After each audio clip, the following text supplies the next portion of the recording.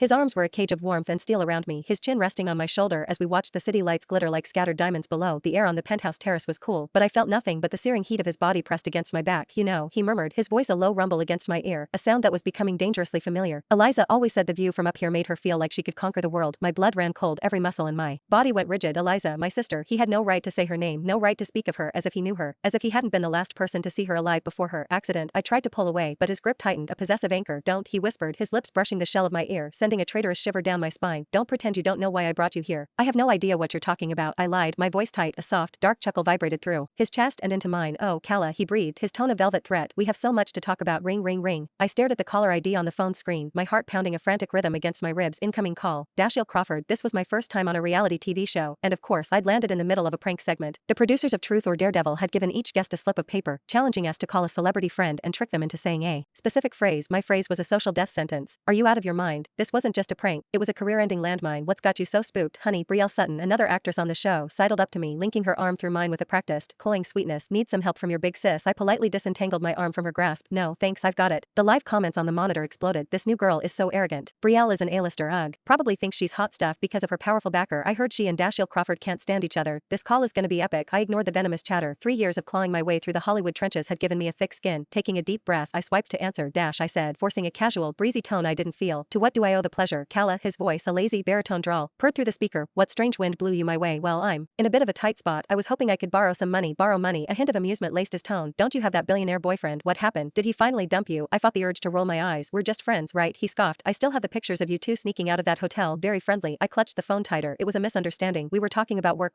He drew the word out, dripping with sarcasm. In a presidential suite in the middle of the night. Do I look like a fool to you, Kala? The conversation was derailing fast. I had to get it back on track. Dash, I'm serious. I'm in real trouble. Can you lend me 5 million? 5 million, he repeated, and then he let out a cold, sharp laugh. Are you out of your mind? Yes. He said it. I immediately hung up, a triumphant smile spreading across my face as I turned to the camera. Mission accomplished. The director and the other guests erupted in applause. Only Brielle Sutton's face was a mask of sour disbelief. Just then, my phone buzzed with a notification, a text from my bank. Your Instacash account ending in 8975 received a transfer of $5,000 on Sep 11/10:23 a.m. Beneath it, a second message from Dashiell. Here's your out of your mind money. I stared at the screen, speechless. What the hell had I just gotten myself into? Click. I saved a screenshot of the transfer notification. $5 million.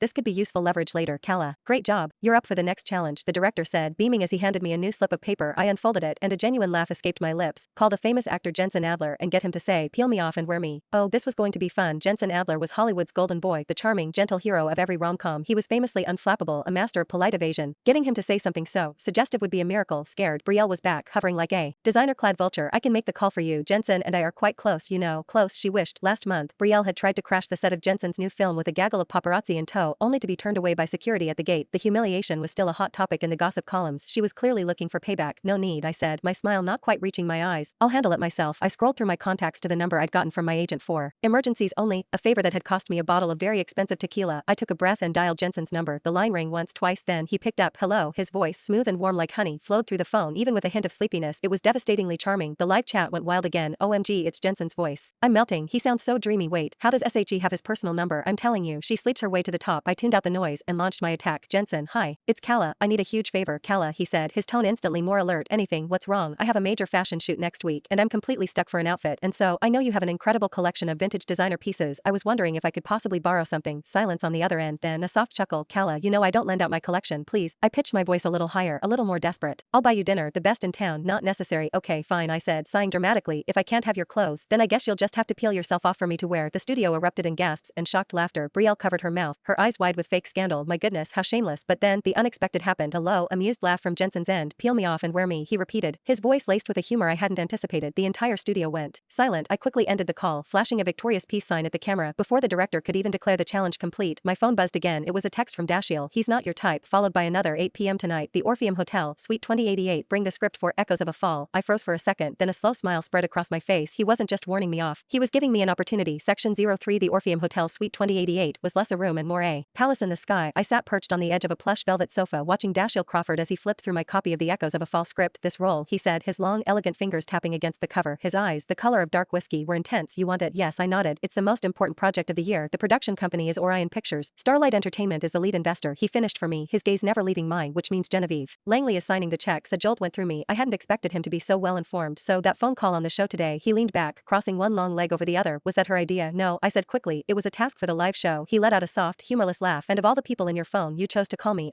Before I could finish, the suite door swung open. Genevieve Langley herself swept in, perched on a pair of sky-high Christian Louboutin heels. Her face a mask of cold fury. She didn't even look at Dashiell. Her eyes, like chips of ice, landed directly on me. Who let you in? She asked, her voice dripping with disdain. The help entrance is in the back. The air in the room crackled, instantly turning to ice. I looked at the raw anger in Genevieve's eyes, and suddenly, everything clicked into place. Of course, that's why she had orchestrated the impossible task for me on the show. It wasn't just a random prank. It was a warning, a power play, and Dashiell's $5 million transfer wasn't generosity. It was a test. Too bad for them. I don't back down, Genevieve, I said, rising to my feet and offering a sweet, innocent smile. We were just discussing the script. It's brilliant. When do auditions start? Genevieve's lip curled into a sneer. You don't be ridiculous. Why not? I countered, pulling out my phone. My segment on the show today broke viewership records. And I think Dashiell agrees. It's a fantastic script. I glanced at Dashiell. He rose gracefully and walked to the floor-to-ceiling window, looking out at the sprawling city. It is a good script, he said, his voice neutral. Genevieve's face tightened, her perfectly curated composure cracking for just a second. I knew, in that moment, I had won this round, but this was Hollywood, a glittering, treacherous battlefield. Every victory was temporary, and every ally was a potential enemy. I remembered what my first agent once told me. In this town, never think you've won. The show is just getting started. Section 04 asterisk. Ding asterisk. The notification sound echoed in the quiet of my apartment. I glanced at my phone. The #1 trending topic on Twitter. Hashtag Dashiell Crawford's late night rendezvous with newcomer. A cold smile touched my lips. Genevieve's tactics were as subtle as a sledgehammer. Calla, did you see the news? My agent, Chloe, sounded frantic over the phone. I see it, I replied calmly, my fingers expertly screenshotting the most vicious articles. Don't worry about it, but we're up against Genevieve Langley. Her connections. Her power. I know. I cut her off gently, but sometimes the most dangerous place is also the safest.